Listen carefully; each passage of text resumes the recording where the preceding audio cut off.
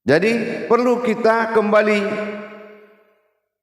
mengungkap kembali sejarah hakikat. Nah, sekali lagi saya bilang, sejarah hakikat yang tersirat pada zaman Nabi. Nabi adalah suatu zaman yang dimanakan pada waktu itu disebut dengan zaman kodratnya batin. Nah, di dalam Hijaiyah mengatakan aku, bi adalah batin Tuhan. Disitulah kodratnya Nabi adalah kodrat yang paling mulia, adalah kodrat batinnya Allah. Kodrat sebuah batin yang didahulukan, diutamakan, dinamakan yang dituakan atau bapak atau zaman bapak atau zaman Nabi. Nah, karena Nabi ini adalah zaman batin, semua mencari kodrat-kodrat ilahi dengan kemampuan batin masing-masing. Karena Allah menjadikan batin ini adalah usulnya adalah sir, maka sifat batin harus tenggelam. Karena sifat batin ini tenggelam, batin tenggelam ke dalam sir, sir maujud. Apa sir dari batin itu? Sir namanya daripada Nabi. Sir dari batin itu adalah bani. Inilah yang diwarisi. Yang diwarisi itu adalah bani. Bani itu batinku. Aku batin di zaman Nabi, kuwariskan batinku. Inilah bani atau anak. Bukan batin beranak pinak, tetapi lahir atau terwujudnya sir dari batin yang diwariskan ini dinamakan batin atau kodrat anak. Karena bani Nabi adalah kodrat bapak. Disinilah hubungannya. Yang diwariskan kepada siapa? Bukan kepada semua, tetapi kepada al-ulama warisatul anbiya, ulama yang mewarisi.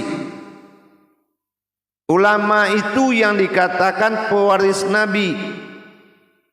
Nah, karena kita belajar di sini untuk menjadi dibentuk kealiman untuk diturunkan menjadi ulama, maka kita belajar mendapatkan perwarisan tadi.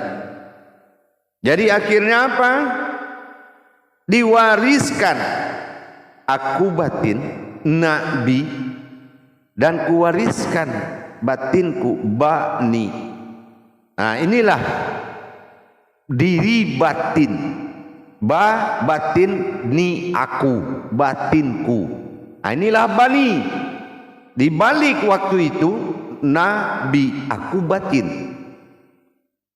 Inilah cara Allah menyembunyikan perjalanan diri batinnya sehingga menjadi bani yang turun di masa zamannya insaniyah, yaitu dunia.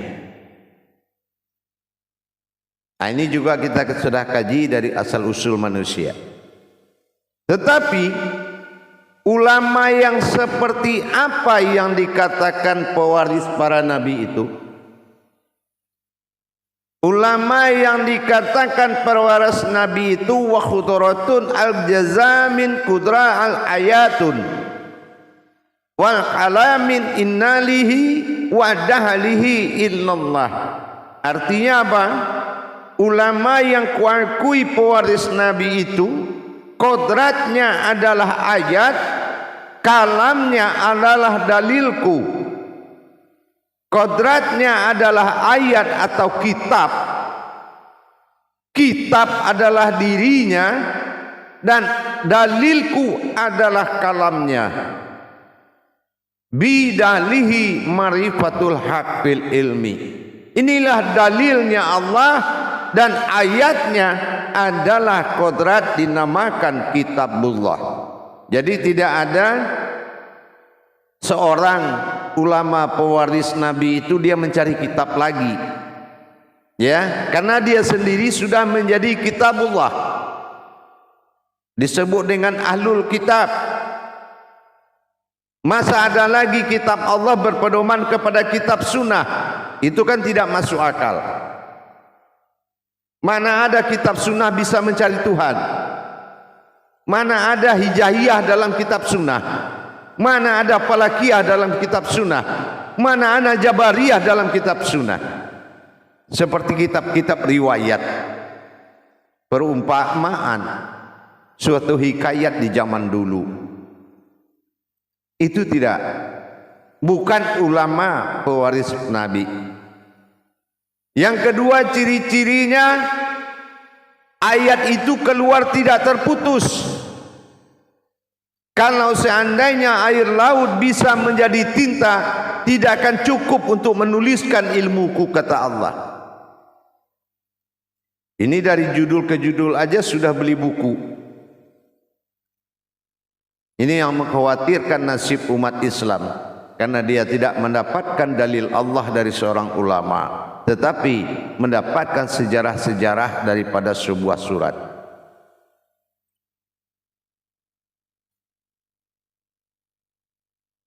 Jadi begitu jamaah sekalian. Sekarang di mana posisinya kaum Nabi yang sangat dimuliakan Allah itu? Bapak-bapak kita itu sekarang ada di mana dia? Dicari kuburannya pada nggak ketemu, makomnya. Kemana beliau itu? Di mana dia sekarang? Inilah yang kita pelajari pada surah Al-Fatir ayat 34 sampai 36. Allazi ahalana daral muhammatil min fadli la yamashna fiha nasabu wa la yamashuna fiha luku. Apa yang dimaksud itu? Allazi ahalana daral muhammati, dia ada di dalam alam Muhammadnya Allah. Tahu Muhammad, kalau orang Sulu itu ada kelambu, itu namanya Muhammad. Dia di dalam Muhammad, atau dikatakan dengan alam mahmuda, ya, alam yang terpuji, surganya Allah, bukan surga itu jannah, ya, tapi surganya Allah yang disebut dengan Muhammadin. Di situ dia la yamasuna fiha nasabu wala mayasuna fiha lukub. Di situ dia diberikan tempat bertakarub dan beribadah yang tidak terputus-putus kepada Allah, yang artinya yang menempatkan kami dalam tempat yang kekal, surganya Allah dari karunia-Nya. Di dalamnya kami tidak merasa lelah dan tidak pula merasa lesu. Itulah muqamat.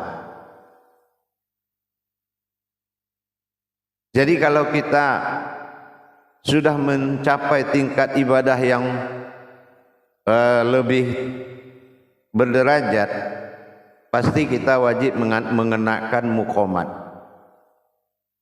Inilah yang dikatakan hubungan pewaris tadi.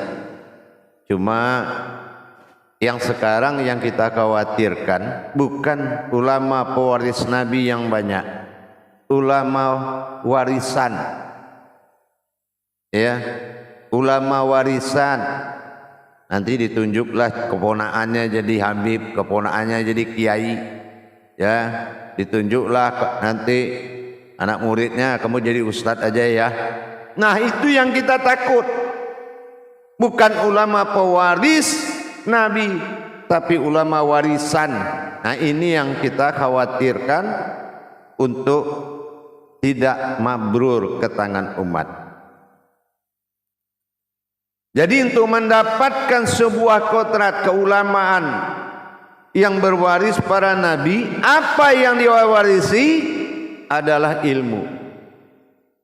Ilmu yang tidak terputus, ilmu yang tidak ada hentinya. Mulai dia jangankan ayatnya terputus, berkalam pun dia tidak terputus.